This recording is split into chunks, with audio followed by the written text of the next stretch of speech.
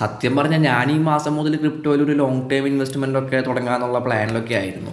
അതിനിപ്പോൾ എന്താടാ ഇനിയും സമയമുണ്ടല്ലോ.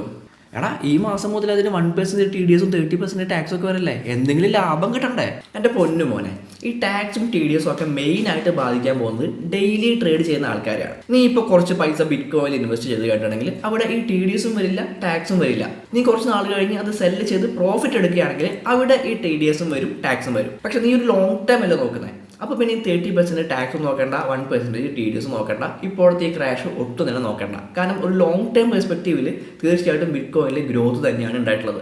മാത്രമല്ല കുറച്ച് വർഷങ്ങൾ കഴിയുമ്പോൾ ഇപ്പോഴത്തെ 30% ടാക്സിൽ നിന്നും ഇളവുകൾ കിട്ടാനായിട്ട് ചാൻസ് ഉണ്ട്. അപ്പോൾ പിന്നെ നല്ല പ്രോഫിറ്റും എടുത്ത് അടിപൊളിയായിട്ട് ജീവിക്കാം ഒരു ലോങ് ടൈമിൽ. അപ്പോൾ വലിയ പ്രശ്നം വരില്ല അല്ലേ?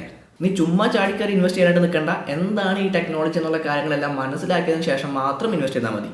ഒരു പിണ്ണാക്കം അറിയാണ്ട് ക്രിപ്റ്റോയിലെന്നല്ല ഒന്നിലും പോയിട്ട് ഇൻവെസ്റ്റ് ചെയ്യാനായിട്ട് നിൽക്കണ്ട.